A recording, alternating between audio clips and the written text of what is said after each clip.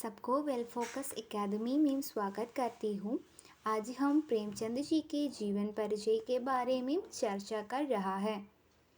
प्रेमचंद प्रेमचंद जी हिंदी और उर्दू के महानतम साहित्यकारों में एक हैं। प्रेमचंद जी का शब्द भारतीय जनमानस में प्रतिष्ठित है।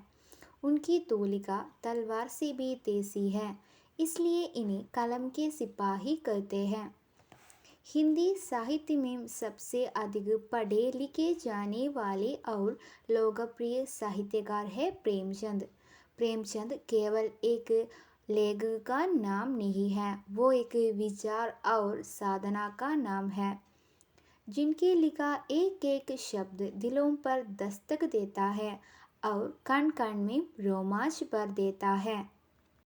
मुंशी प्रेमचंद का जन्म 31 जुलाई 1818 को उत्तर प्रदेश के वाराणसी के लम्ही नामक गांव में हुआ था। मुंशी प्रेमचंद का वास्तविक नाम धनपत राय श्रीनिवास्तव थे।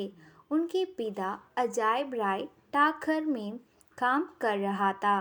बचपन में ही इनका माता का स्वर्गवास हो गया था, इसके लिए उनका बचपन बहुत कष्ट में बीता। धनपत को बचपन से ही कहानी सुनने को बड़ा शौक था। इसी शौक ने ही इन्हें महान कहानीकार व उपन्यासकार बना दिया। प्रेमचंद जी के शिक्षा का आरंभ उर्दू से हुआ। उसको पढ़ने को बहुत शौक था, इसलिए वे गरीबी से लड़ते हुए मैट्रिक तक पहुंचा।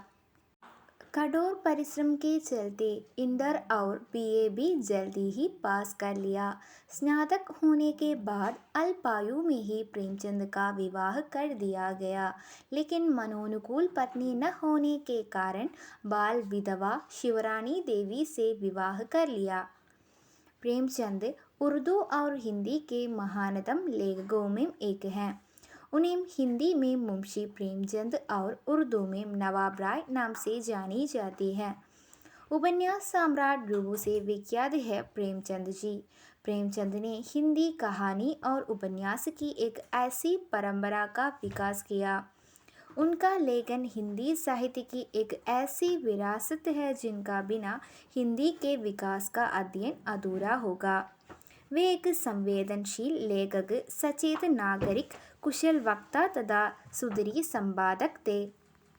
प्रेमचंद उनका साहित्यिक नाम था और बहुत वर्षों के बाद उन्होंने यह नाम अपनाया था।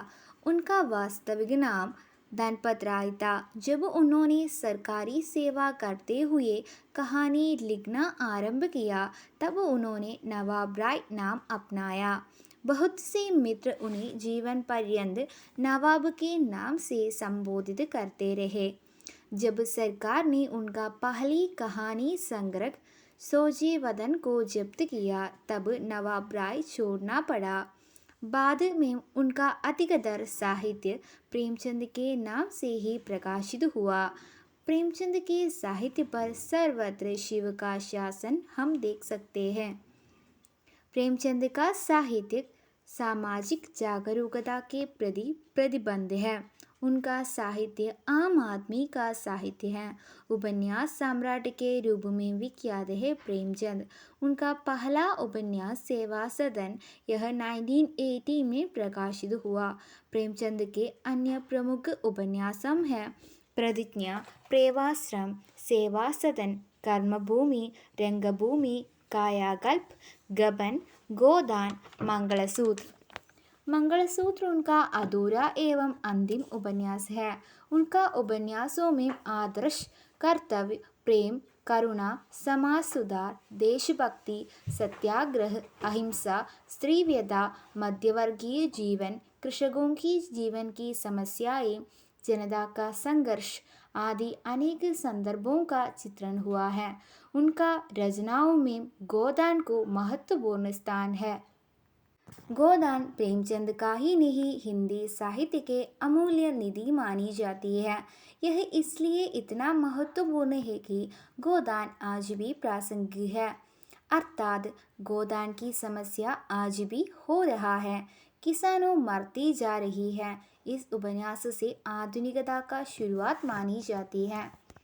उनकी अधिकतर कहानियों में निम्न वर्ग का चित्रण हुआ है।